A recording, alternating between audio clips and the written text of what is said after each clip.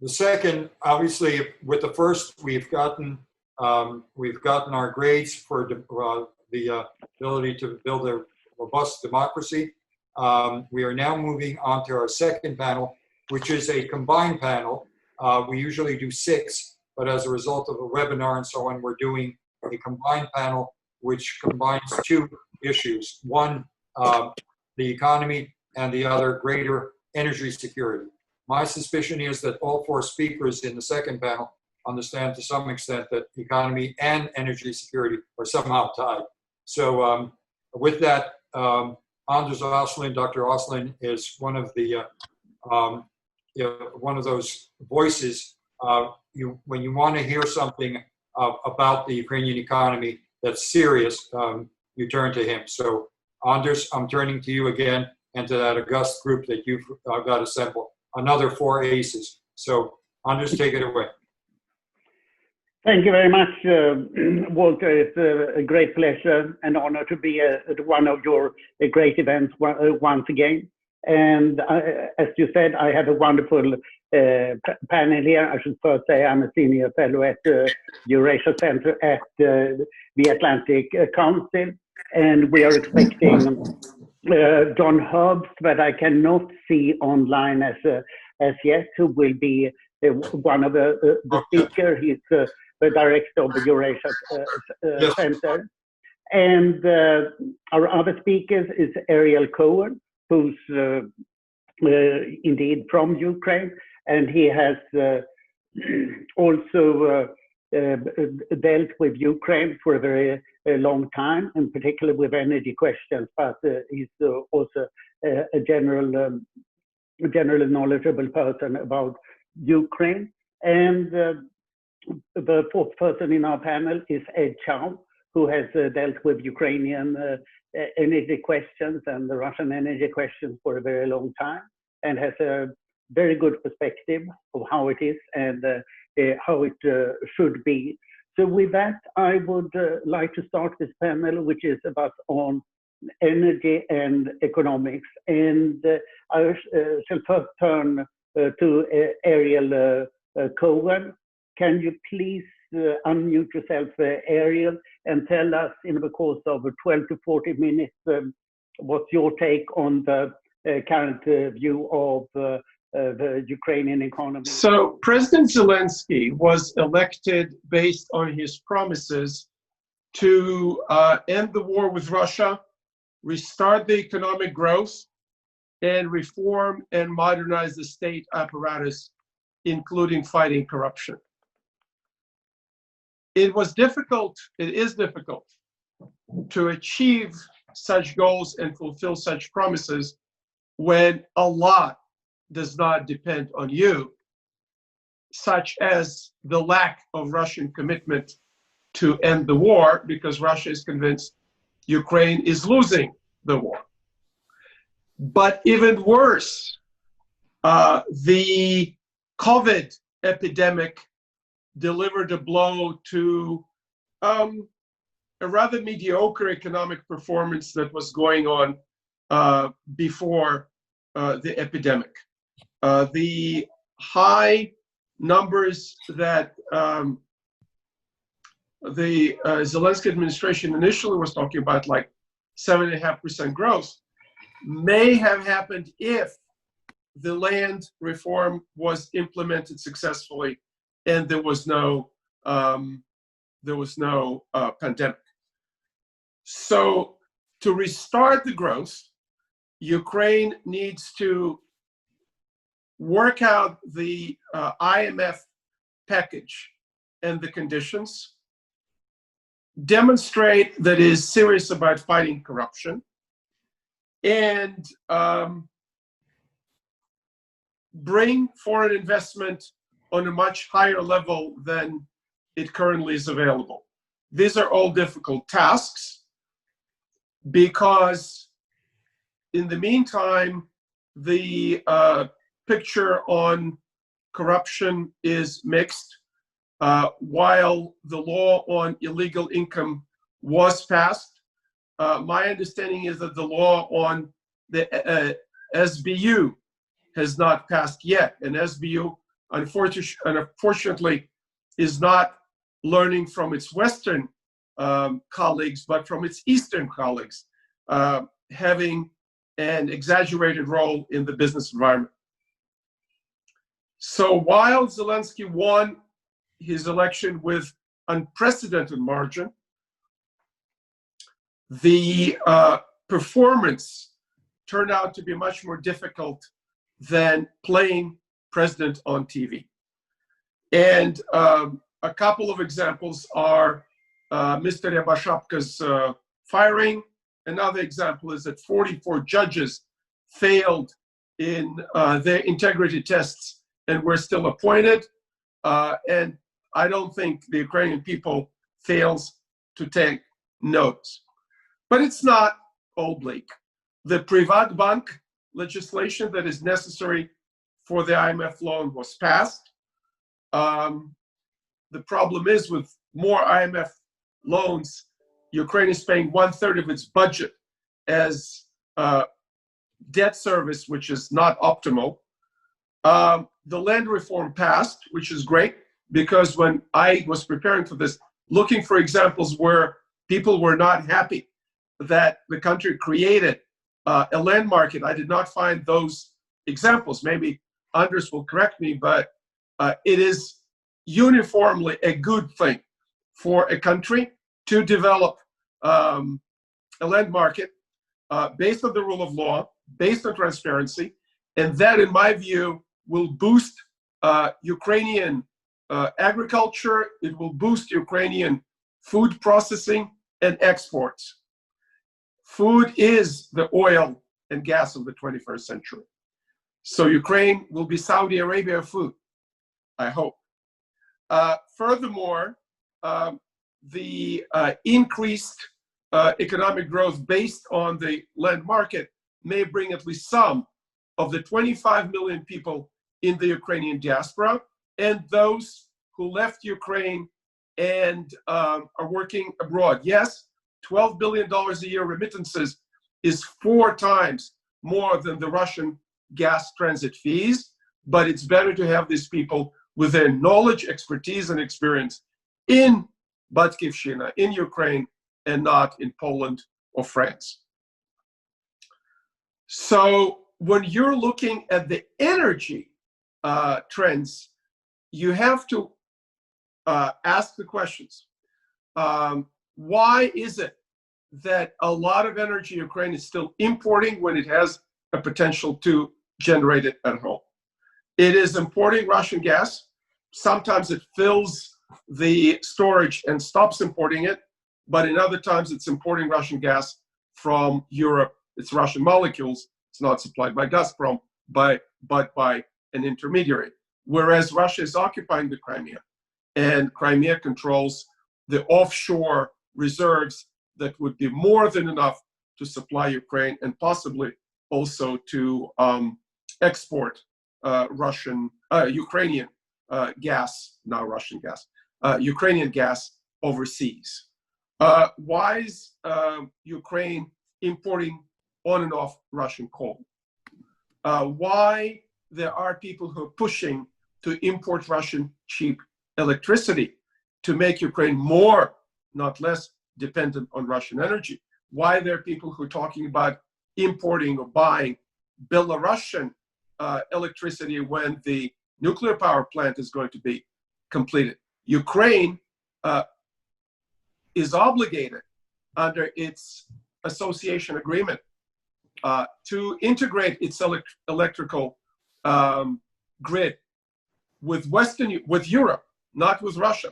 It needs to decouple from Russia by 2022 by an international binding agreement, and it needs to integrate with the European grid by 2025. Instead, we see a reverse. We see people acting at cross purposes, and this is not in the Ukrainian national interest. Toward the end of my presentation, I'll say a few words about foreign dependence on vital components to your economy and trade, as we are now going through a process in the United States vis-a-vis China. So Ukraine also needs to look at its energy efficiency. When you compare a unit of production, same dollar value, $1,000, whatever, Russia is using 85% of what Ukraine is using to generate the same value. Russia, with all its oil, gas, and other resources. Ukraine is using 115% compared to Russia. China is using only 50% of Ukraine. Poland is using 40%, and Turkey 30%. So energy efficiency is a huge challenge, and it's a saving. The more efficient your energy economy is going to be, the less money your industry will spend on energy. Today, the world is rethinking free trade. I was a free trader all my life. Many people in this room know me for many decades. And you know that my professional experience and background are very much those of free trade. But today, the global trend is rethinking it.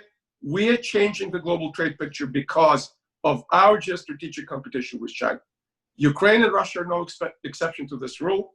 And speaking of China, one cannot disregard the Motor Sich issue.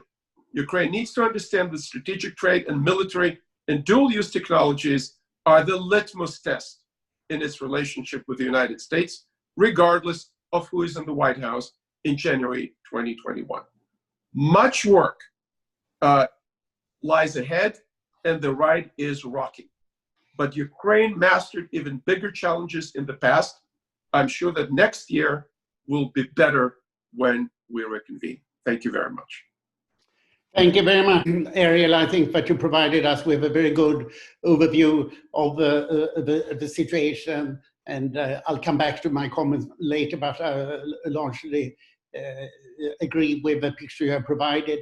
I will then turn the floor to Ambassador John Herbst, my much appreciated boss at the Atlantic Council. And John Herbst, as I guess that everybody here knows, was ambassador to Ukraine 2003 and 2006 after a long, as part of a long career within the State Department Foreign Service. And he has been at the Atlantic Council for the last 6 years and is, as I am and you are, Ariel, very focused on what is happening in Ukraine. John, the floor is yours. Take it away. Thank you very much. I think that most of the people watching this webinar probably understand what I'm about to say. I will give a quick overview of the economic energy reform in Ukraine under President Zelensky. There's a common wisdom, which I think is largely right, that up until certainly the end of last year, if not more precisely this past March, the Zelensky team seemed to be moving forward on reform. Zelensky appointed an impressive group of reform-minded ministers and heads of agencies, people like Timothy Milovanov, people like Nefediev at Customs, people like Ryba Shapka at the Prosecutor General, Ivars Abramavicius at Ukroboronprom. And of course, you had this rush of legislation in the late summer and fall of 2019, moving on many reform issues. But it's also true that even in this period of what seemed to be determined effort to move forward against corruption on reform more broadly, that there were issues where we saw, let's say, either no progress or issues where the government seemed to be heading in the wrong direction.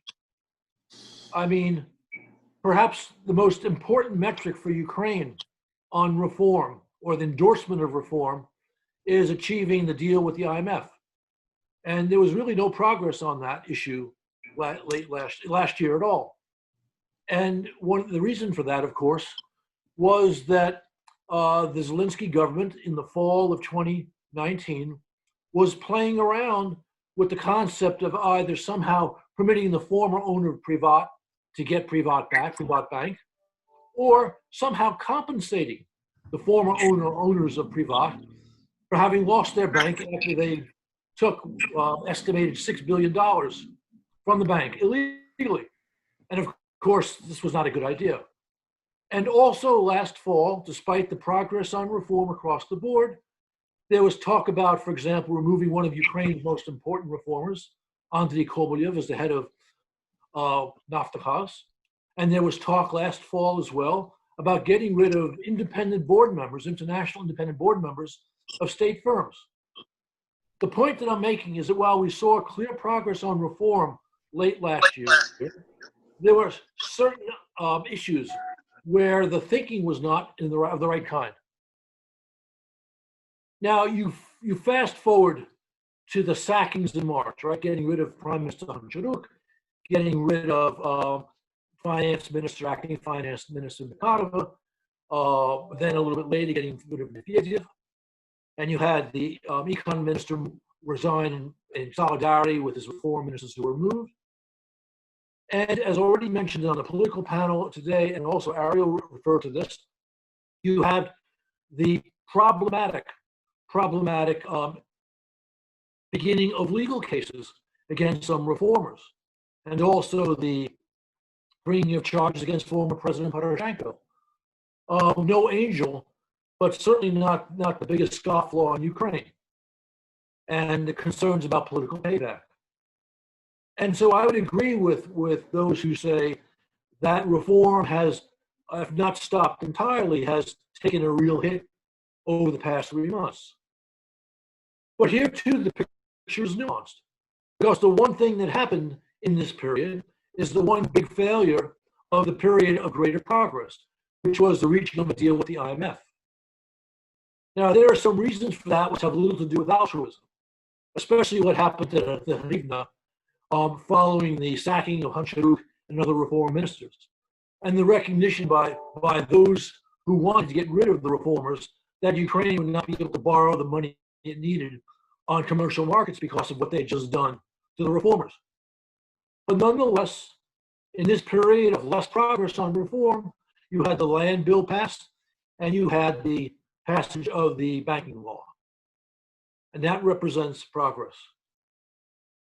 But of course, one problem which has emerged just in the past few weeks was the sacking of the independent board member of the chairman of MGU that manages the transmission system for hydrocarbons in Ukraine. So this was a concrete step against international supervision, a very dangerous step. But I'm pleased to say that even as we speak, even as we meet today, Kobolyev remains in the saddle at Naftogaz, as do the international board members overseeing Naftogaz. Although the idea of getting rid of them, getting rid of all of them, remains very much in play. So the picture overall is not wonderful. Zelensky ran as a reformer and an anti-corruption guy. He has not quite ruled in that manner, in that fashion. I unfortunately am not going to be able to stay through most of the rest of this panel. I'm going to be debating why we need a strong policy against Russia, against the Kremlin. So I have to go off to do that. But so I'll give my grade now. I would have, if I'd given a grade in say November or December, I would have given a strong B. Giving it right now, certainly the performance over the past month has been more like a C or a weak C plus. You put it all together and I give it a weak B minus. Roughly where Ukraine was, in the very late Poroshenko period, Ukraine seems to be today on domestic issues. I was hoping for more. We may yet see more. I think Zelensky's heart is in the right place. I think some of his advisors, some of his informal advisors are not wonderful. And I think that over time we may see improvements. But right now it's a B minus. Thank you. Thank you very much, John. I think that was also a very clear statement. And I appreciate your periodization of what has happened in the last year. I would then like to turn the floor to Ed Chow, who I presume will focus on the energy issues. And there's a lot to talk about there, Ed. So please unmute yourself so that we can hear you. Now you're unmuted. And the floor is yours. You can hear me, but you can't see me yet, right? No, but it's enough that we hear you for this. As Anders have already referenced, I tend to look at Ukraine from the narrow lens of energy. And I think I would like to broaden the issue of energy security to more speaking about energy reform, the state of energy reform, as well as how the energy economy has performed in the past year. Energy has always been acknowledged as a vulnerability for Ukraine for well-known reasons. Externally, in terms of its dependency on imports, especially for gas. But I would say equally importantly, the corrosive effects, pervasive corruption in the energy sector has had on Ukrainian politics for the past 30 years. Another quite well-known story. For as long as I have followed Ukraine, which has been the last 20 years, it seems to me that energy reform has been the mantra of every government. So the question is, why hasn't it happened yet? What is really needed to go forward with the energy reform? Well, first of all, leaders need to articulate a set of organizing principles on how reform is to take place. It needs to articulate that because it needs the consensus of society to go forward with a well thought through program. I would say particularly important in Ukraine since at least the Orange Revolution, if not before, is obtaining a consent from civil society in order to empower the tough political decisions that needs to be made in terms of policy action. Then it needs to build the capacity to implement its program and seek help if it doesn't have that capacity. It can seek help from international donors. The fact of the matter is we've never had unity of purpose among Ukrainian authorities on energy reform. That's been true for the past 30 years. Certainly true after 2014 in the Poroshenko, Yatsenuk, Grossman era as well. And then people throw up their hands and say, well, reform didn't work. Well, of course, reform didn't work because reform has never been tried in a sustained fashion in Ukraine. As a consequence of that backdrop, I thought that 2019 was a historic opportunity for energy reform in Ukraine because of the elections. After all, you have a president who won a landslide victory. It was clear that society was ready for change. Indeed, society demanded change. This was quickly followed by a large parliamentary majority that was won during the Rada elections. So there's no horse trading, no coalition building that was necessary in order to form a government. The first year in power is always the best time to make major changes. You spend the political capital that you've gained as a result of elections. And you can always blame the poor conditions on your predecessors, whether deservedly or not, you have that opportunity. After the first year, the problems are your problems.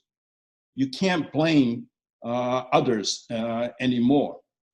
So I would say in many ways, what is surprising to me in the past year is that obviously astute political team under President Zelensky, since they won such a big political victory, did not understand the political moment that they had and seized the opportunity to take bold actions to fix the energy economy that has been dysfunctional for many decades. So in terms of the grade, let me give the good news first. The good news of the past year is not only did Ukraine win its arbitration case against Gazprom over gas transit and supply, it even actually collected $2.9 billion from the judgment. So that's very significant. It also won a favorable new 5-year gas transit agreement from Gazprom at the end of December. The global market conditions turned very favorably for Ukraine as an oil and gas importing country, even before the oil price collapsed in March of this year. There's plenty of gas in Europe, and so reverse flow works, as Ariel has pointed out, and Ukraine is no longer dependent on Russian supply in the same manner. With historically low oil and gas prices, this is, again, an excellent time for systemic reform and remove the market distortions that have plagued the Ukrainian energy economy for so long. So that's all good news. The bad news is very little progress has been made by the new authorities so far. Indeed, as John has pointed out, there are fears that things are maybe sliding backwards to more manual control rather than structural reform. We've seen a slow-moving crisis in renewable energy and feed-in tariffs, something that could have been foreseen a long time ago. The new cabinet, for some reason, wasn't formed until the end of August, but after 6 months of negotiations with renewable energy investors, no results were produced. And effectively, Ukraine turned what should have been a mini success story, that is $10 billion of renewable energy investment in the last 2-3 years, into a cautionary tale, particularly for foreign investors, that Ukraine is not yet quite ready to receive investments in energy. We'll see about the recently announced compromise. It still needs RADA approval, so if that goes forward, that would be a bit of a recovery, but it was very much an own goal that was unnecessary on the part of this government by proposing retroactive changes to conditions under which investors invested. We have a new cabinet, of course, that is preoccupied by coronavirus, understandably, but we still only have an acting Minister of Energy. We don't have a permanent minister yet. Indeed, it's not even clear what the future of the ministry is. First, the new authorities combined the Ministry of Ecology and Ministry of Energy, and now they're supposed to be separated. I think there's a lot of uncertainty of how things are going to go forward. In the meantime, problems that have been left unattended for a long time continue to grow. You have billions, literally billions of US dollars worth of unresolved circular debt in the electricity and gas sector, held mainly by state entities, by the way. You have market distorting mechanisms like public service obligations and price caps still in place. The regulatory methodology, for what it's worth, is not clear, or at least not well understood. The independence of the regulatory authorities are often questions. Their actions seem to be capricious. And in a country like Ukraine, one frequently asks the question, well, who benefits from this dysfunction? What is the tariff methodology? There is talk, again, after many years now in Ukraine, about have a return on asset-based tariff methodology, but it needs to have full cost recovery, as well as recovering the cost of money and a reasonable return on capital. Otherwise, investments won't flow. I understand that poor people need help. and certainly they should receive help directly in Ukraine in order to maintain their ability to heat their homes and with hot water heat as well as cooking fuel. But the regulation should not be used to subsidize energy inefficient steel production or chemicals production, which is the problem of energy efficiency that Ariel alluded to. Ukrainian household pays, the average European household pay 4 times the electricity rates that Ukrainian household pay.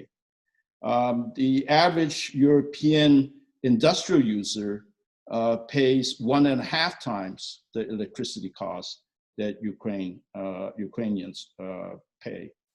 That is a fundamentally unsustainable situation, particularly as we look forward to the new European Green Deal.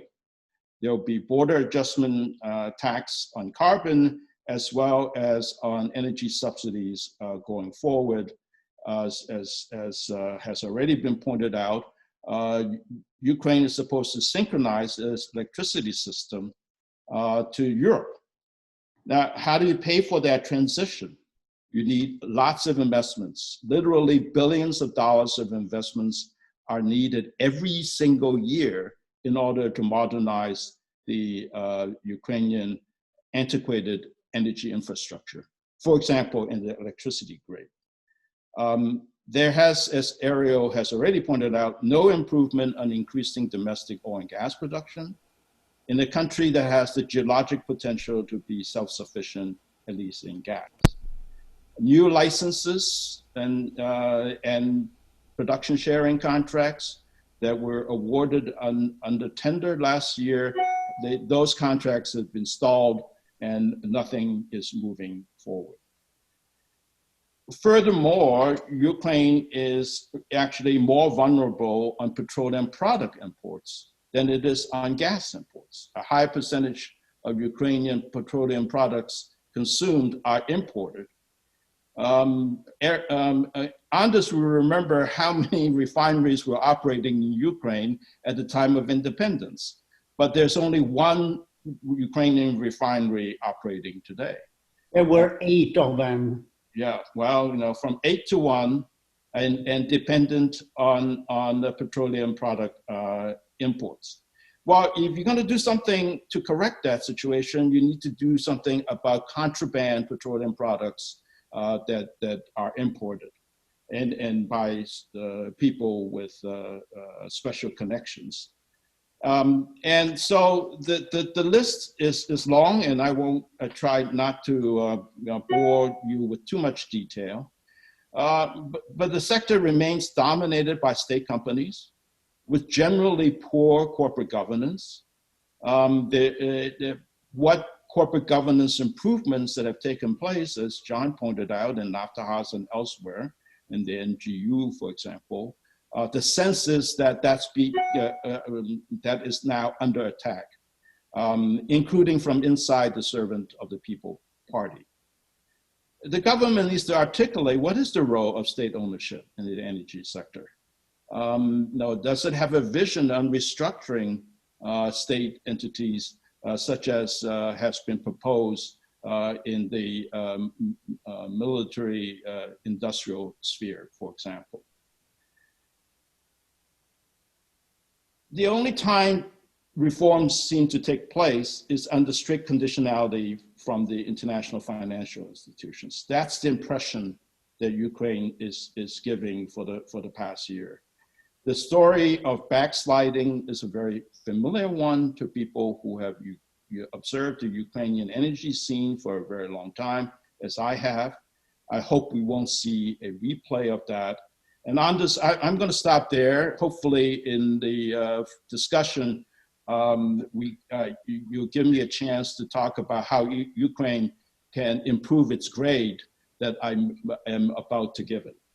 Yeah, we'll come back to the grading. But I have one specific question to you, Ed. I had expected that you would discuss the renewable energy, which is has been the big strife now for the last several months, that Ukraine since 2012, I think, has very high green tariffs for both solar and wind energy. And now from this year, they were supposed to be ended for new investments, but there have been a lot of foreign investment coming in, but also Akhmetov's the DTEC, which is the biggest investor in renewable energy. And there has been a big attack on these high tariffs from other businessmen who buy electricity. What do you think about the renewable tariffs and what is happening to them now? Well, you know, feed-in tariffs has been necessary for every single country that has needed to attract investment in the renewable energy sector. And this is pretty universal, that you attract investments by promising a high feed-in tariff. Now, as I mentioned, I think the government could have sought a compromise with the investors much earlier in the game. They did not have to wait 7, 8, 9 months before they're reaching the deal that they did. And I'm not sure that, I think the larger point is, it's not clear to me that the government understood the signal they were sending to the foreign investor community, intended or not. If you look at it from the point of view of the foreign investors who were threatened with retroactive changes in the terms under which they invested, they should have asked for even higher feed-in tariff in order to accept the political risks that investment in Ukraine clearly demonstrated were there. And so I think what has happened will mean that there will be little investment in renewable energy going forward in the future, and that doesn't bode well in a economy that's too carbon intensive. And for the reasons that I gave earlier about how they're going to confront changes in Europe, which is Ukraine's largest trading partner by far. People who have to pay for energy will always complain about high prices. that is the nature of the game. But the question is, who benefits? Are there things that they themselves should have been doing in terms of improving their energy efficiency? The point about the energy sector is that because the investments are large and therefore lead time and payback are both long, you need stable and attractive conditions for people to go forward with investment. And what Ukraine has demonstrated in the past year is that it provides unstable investment conditions and maybe not as attractive as it originally appeared. Very interesting, because clearly the presidential office has seen these high renewable tariffs as one of the big economic problems that it really had to deal with. So it's interesting to hear your very different take. I would be interested, Ariel, if you would elaborate also on the renewable energy question, because this has really been the dominant theme for the last half year in the energy debate in Ukraine. Yeah. I would just emphasize the point that both of you made, that foreign direct investment is not free now. So whatever was right or wrong in the renewable energy debate, this very debate has blocked foreign direct investment. Ariel. What I would like to point out, based on the Spanish experience, in Spain, they also had high feed-in tariffs, and then they abruptly cut it, and people got a haircut, people lost a lot of money. They're not coming back to Spain to invest in renewable energy. The renewable energy is the wave of the future. We're building this system for the 21st century and beyond, and the system requires a massive restructuring of the grid. I totally agree with Ed Chow the government is sending the wrong signals. It's not just Zelensky, it's also Poroshenko. They're not providing the conditions that are predictable and transparent for investment in the energy sector. I remember being in Kiev in 2015 talking about exorbitant tariffs the Poroshenko administration introduced in the gas sector that prevented foreigners from investing in the gas sector. I remember under Yanukovych and before, the international majors and super majors pulled out of Ukraine, not willing to invest because the government did not understand that transparency and predictability and stability is absolutely crucial to attract investors. Back to the renewable energy point, what is absolutely necessary is to have electrical tariffs high enough that they will allow the grid to be restructured to the 21st century smart grid standards. There's a lot of computerization that's going on, new transformers and other things that go into the grid. They're very technical, but this is a different grid. This is not your grandfather's grid. Think about it for a moment. The Ukrainian grid, the Russian grid, the American grid, the Swedish grid were built about 100 years ago or more, right? From the end of the 19th century, beginning of the 20th century, this grid in many places is obsolete, underinvested, and especially in Ukraine, it's 60 to 80% obsolescent or obsolete. It needs massive renewal. Where the investment is going to come from higher tariffs. And the government is torn between understanding that higher tariffs are necessary and very powerful people who are pushing for lower electric costs. I'll give you one example. The nuclear production provide electricity at a very low rate. Why? Because the spent fuel storage and other environmental issues are not calculated in the tariffs the nuclear is allowed to sell electricity at.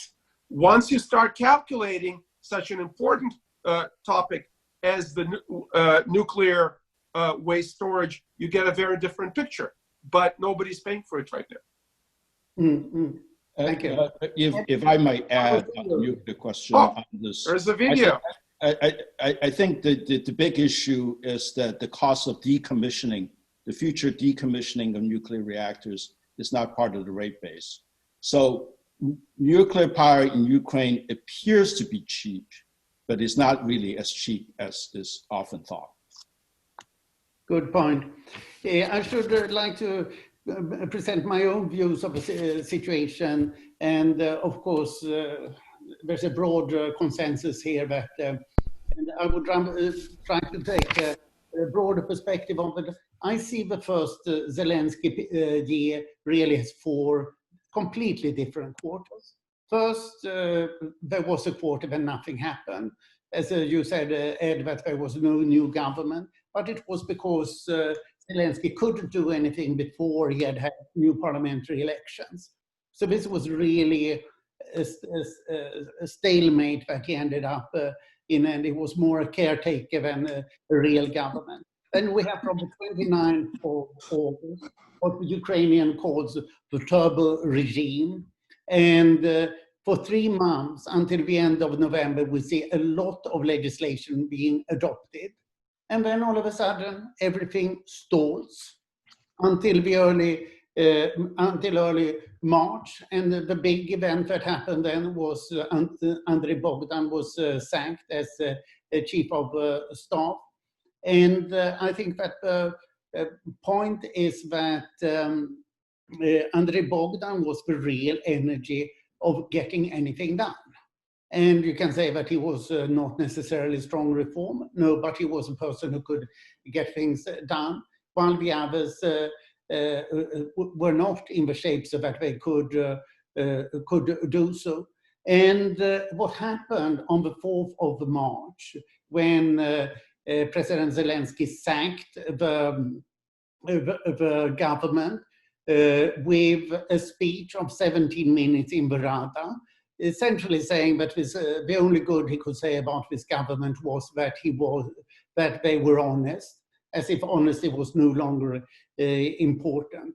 Then you get a sense that he does not really want very much any longer, and the new government was appointed without a program. So what we have got then for the last quarter is no program whatsoever, and if you don't have a program of reform, then you have a reversal, and we are now seeing reversal in sphere after sphere, and Ambassador Herbst mentioned several of the things that have gone backwards, and I will take it in terms of people. Most of all, the Prosecutor General, who was sacked, who was the reformer, and his full team. Then the Minister of Finance, Oksana Markarova, who was very much relied upon to manage the financing. And in the third round, the head of taxes and of customs. And immediately we see that the automatic VAT refunds for exporters that had existed for 2 years were reversed. So this was a big step backwards. And we are not seeing any new reformers coming through. The best you can say about the current government is that it has handled the COVID epidemic in a technocratically very competent fashion. Ukraine has done quite well with regard to the COVID. But behind this, we have all these problems. The one big reform that has been undertaken has been the land market reform. It's a small step forward in terms of what it actually means in the short term, but it's a big step when it comes to qualitative change, that the land market is now legal and normal. But as both you, Ariel, and Ed emphasize, all reforms are being undertaken on the basis of conditionality of international financial institutions. Right now, Ukraine has $28 billion in international reserves. It's the biggest it has been since 2011. And therefore, the financial situation no longer appears that severe. Ukraine has now an exchange rate of, with a hryvnia between 26.5 and 27 hryvnia per dollar, which seems to satisfy just about everybody, and is quite stably there. So the Ukrainian situation looks much sounder in terms of macroeconomics, that is both fiscal and monetary policy, but this is not thanks to Zelensky. This is the good part that he inherited from Poroshenko. What we had really hoped that Zelensky should do is to fight corruption. And the big deal was to get the Prosecutor General's office functioning and to change the SBO, the security services. The Prosecutor General, he did get big change for half a year, and then he sacked all the people.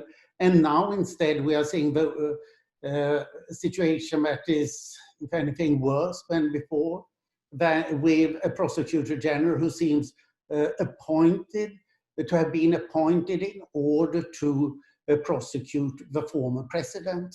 And here the former president is being prosecuted for, 21 crimes, one of them being treason, because he did not fight sufficiently well against the Russians, while the obvious trait, Viktor Medvedchuk, sits as party leader in the parliament and owns 3 television channels. This makes very little sense. And then, which are the issues that are being discussed? I brought intentionally up this renewable energy because that has been the big energy issue. And Ed very correctly did not really discuss it because it's not a big energy issue. It is what is big in in the Ukrainian politics right now. I'm a member of a supervisory board of the Ukrainian railroads. And what is President Zelensky's main thing? He has spoken repeatedly about the need to bring down the salaries of members of the management boards of the state enterprises to a maximum of 10 times the minimum wage in Ukraine. That is today $1,700 a month. That means that either you get incompetent people, or you get corrupt people, or probably you get both. This is not what one would like to have. And this seems to be the president's main preoccupation right now. His latest statement was that Ukraine must not have too big trucks because they damage the roads. So the president has become the comedian who deals with funny small issues, and it provides no direction whatsoever, nor does he want any advisors to provide any advice on the big economic issues, or for that matter, energy. So there's nobody in the presidential office with weight who deals with these questions any longer, because that's apparently not what the president wants to deal with, but he wants to decide everything. So we have come to a situation where there's no reform program, there's no reformer in the presidential office or in the government. And my only hope here, somebody that nobody has mentioned, is Mikhail Saakashvili, who's now become the chairman of what used to be the National Reform Council. But this is a man who knows what reform is and has the strength, but I fear that he will not be able to get into a position so that he can really do very much about it. So my sense is that Ukraine is in the wrong direction, and the only thing that can stop it, I think it was Ed who said it most firmly, it is the conditionality of international financial institutions, and the West and the international financial institutions need to stand up. And given that the US effectively does not have a Ukraine policy since the Giuliani affair in the fall, the US is pretty much out of a Ukraine policy. The European Union is too preoccupied with itself, as most of the time, in order to pursue much of a Ukraine policy. So we are left with international financial institutions, most of all the IMF, also the EBRD and the World Bank. So there's not much of a West to hold. Let me end with what I really find sad to see, that Sorosiata, Soros kids, has become a major word of abuse in the Ukrainian parliament. And who presents it? It is Kolomoisky's parliamentarians within the servant of the People Party who use this. And the term is essentially xenophobic and anti-Western. The West should stay out of Ukraine is really what the Sorosiata sense means, because many of the people who pronounce it are Jewish. So it's certainly not anti-Semitic as the complaints about Soros elsewhere. It's more that Soros in Ukraine has stood for good and sound reform. Another thing that has been mentioned is the protectionist trends, and that's something that, another thing that people are fighting against. So what do we see on the agenda? Prosecuting the former president, protectionism, cut the prices of renewable energy, thus keeping foreign investors out and reduce corporate governance at state-owned enterprises.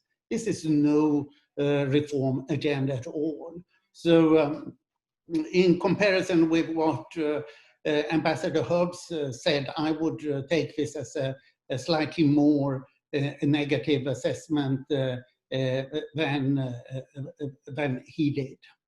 So with these words, I should turn to questions. And I see a couple of questions here that has come in. One, which I think is primarily for you, Ariel, it's about why Viktor Medvedchuk is allowed to control television channels in Ukraine, and what should be done about him.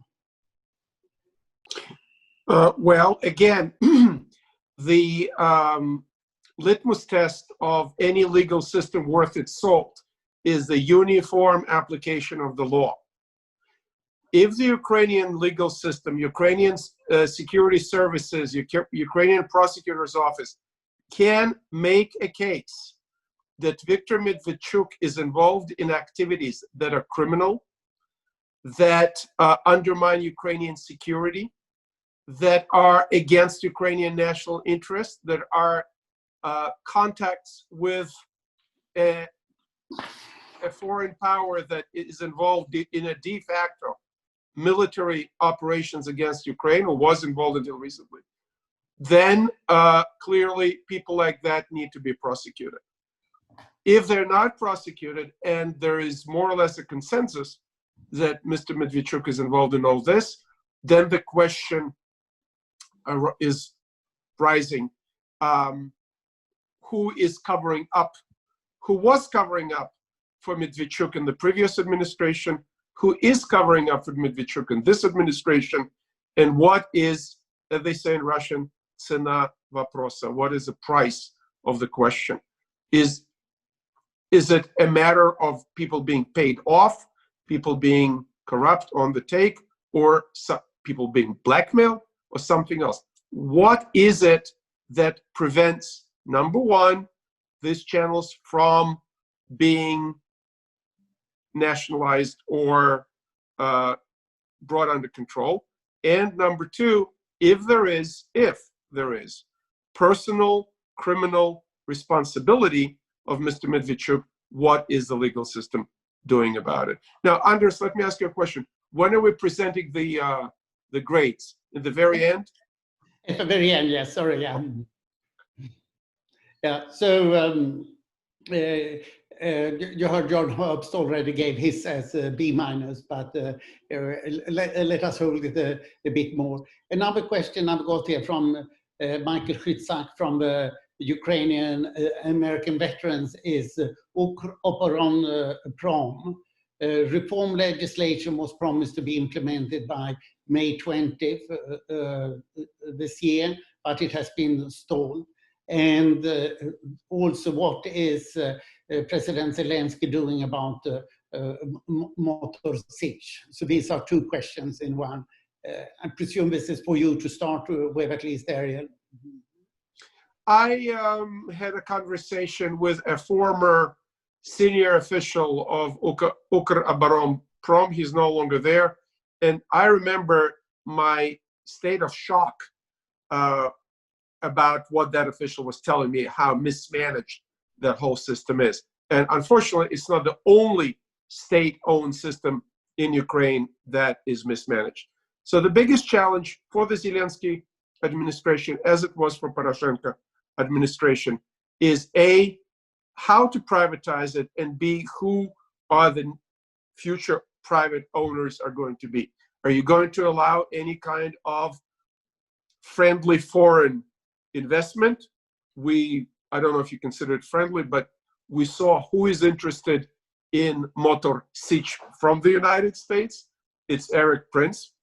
But to continue business as usual is counterproductive. It's against Ukrainian national interests.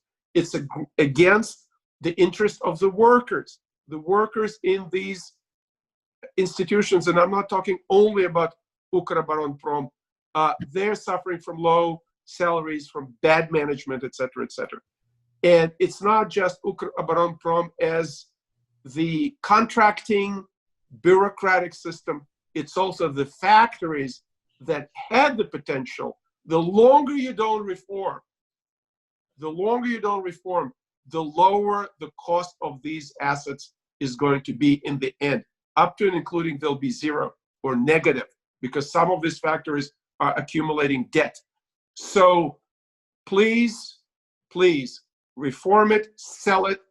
And now I understand it's a horrible timing because nobody's interested in investing, and we don't even know what kind of economy will emerge after we're done with COVID. We don't know how far the trade war and geostrategic competition between US and China, how far that is going. My sense it's not going in any good direction whatsoever. Yeah, on Motor Sich, it's my good friend Ivar Abramovich, who's now the chairman of Ukроборонпром, who's a strong manager, and he's particularly good at selecting people. On Motor Sich, it has they have taken it through the anti-monopoly committee that can always be trusted to give a negative judgment if such a judgment is required.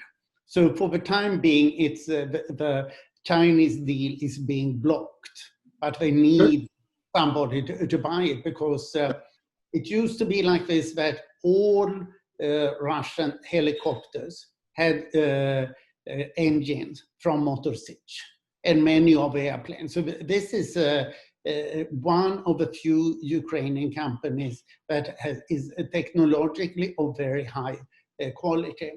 What we are doing with Ukроборонпром now, this is to Mr. Chrytsakis, they're dividing it to 6 blocks, so that they have one is armored vehicles, one is airplanes, one is aeronautic, and so forth, so that we are dividing it into 6 blocks that they think that they can put together into companies that can be viable. But as it looks, it's about 130 companies. 1/3 are dead, essentially. 1/3 are doubtful, and 1/3, or a bit less, are viable companies. And Ivar Abramovich does something very interesting. He has gone to all these factories, and he shows pictures, just photos, and you see immediately one factory has good-looking armored vehicles standing in a proper row. Another, or many of the others, are straightforward ruins. It's hardly a real estate.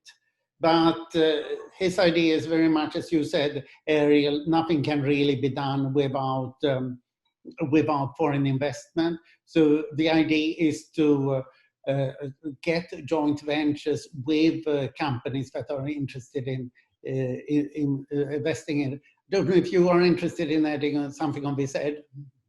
I would just like to broaden the point a little bit on all state-owned enterprises. It strikes me that the current authorities or people in parliament don't seem to understand the logic behind corporate restructuring, or how to make these companies more efficient operations that can become profitable in the end.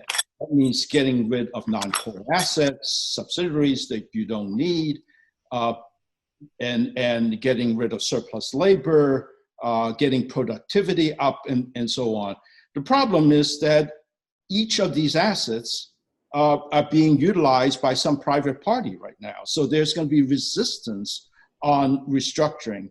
But no, restructuring is necessary to make these going concerns, whether you're talking about, Energoatom or Naftahas or subsidiaries of Naftahas, it's all the same. If state-owned companies don't have to be efficient, and in my mind, that's judged by profitability, then it sees its role as to spend as much money as possible rather than to make as much money as possible. So then there's no chance of privatization, because who wants to have a losing asset? And the fact that these very sensible reforms that have been proposed are not going forward, I think is deeply troubling, and again underscores the lack of understanding of why modern corporate governance is necessary for state-owned enterprises. Thank you. Then I think that we should move on to the grading. Since you are in the picture right now, and I suggest that you start. What grading? Well, I guess if this were a midterm, I would be telling the student that you have a lot of room for improvement. and that you are in danger of sliding into a very poor grade if you don't start improving quite quickly. And the stakes are very high. I mean, the stakes in energy is whether Ukraine is going to be a modern market economy or not, whether it is going to be able to integrate with Europe, and then by extension integrate into the transatlantic community. Given its geography and geology, Ukraine should be an asset to Europe's energy security, not a vulnerability, which is the way it is seen today. But based on current performance, with a lot of room for improvement, I would give it a solid C. Solid C. Yeah. Ariel, the floor is yours. I wanted to give a B- for energy, and then a C or C- for economic management. Listening to you, Anders, and to Ed Chow, and to previous panels, I changed my mind. I'm going to give a C+ for energy, and that is a huge down payment. Certain things that started moving should be moving in that direction, including grid modernization, including a deep reform in nuclear, opening the Ukrainian subsoil for oil and gas, including for foreign investors. For economic management, overall economic policy management, because of the huge issues of personnel, because of the problems with the court system and legislation, I would give a C. I want to give a C-, but again, in a generous mood and with a hope for the future and for improvement, it's a C. Thank you. And I will then provide my statement, which is, I actually use Ed's term, solid C, because I think that we saw substantial improvements in the fall. The land market reform is important, but it's fully imposed from the outside. And the outlook, reform outlook is negative. The only positive element I see is Mikhail Saakashvili that has been appointed, but I don't know if it has any real power. And otherwise, it appears to me that reform is over as long as President Zelensky remains president. The problem is not anything but him, that he has no reform intention whatsoever. Positively though, macroeconomic policy remains solid, but therefore we don't see the structural reform. So think for me, we have 2 minutes left, Walter, so I leave the floor to you. Thank you very much, gentlemen. This was very interesting. Yeah, I just wanted to say that when I said the 4 aces for the democracy, and then I suddenly have been confronted with the 4 aces for both the economy and energy, I'll tell you, I think that probably the participants will agree that this has been, great lectures in world history kind of thing that they pay for on the internet. This would be we ought to be instituting something like that, because I must admit that absolutely wonderful work. And I also must admit that I've been looking at the grades in energy and economy last year. There was real hope. As much as there was with democracy hasn't that much changed. There seems to be a bit of there's an agreement from the first panel that democracy has slipped, but it hasn't slipped completely. Here, this is more dangerous because here it looks like it really has stalled, and that's the word, that things have stalled. Whether they're permanently stalled, that's another thing. But here we're looking at, even in the best case, with Ambassador Herbst, with John giving a B-, we're looking at, and when I'm looking at it, it's that solid C. And we're lucky that you guys have given it a solid C. It could have been worse. So with that, I just wanted to thank you again. I mean, it's always a pleasure to hear from all of you. And I invite everyone who is on the call to continue with us. We have 2 more major panels and a focus session tomorrow. So again, thank you very much.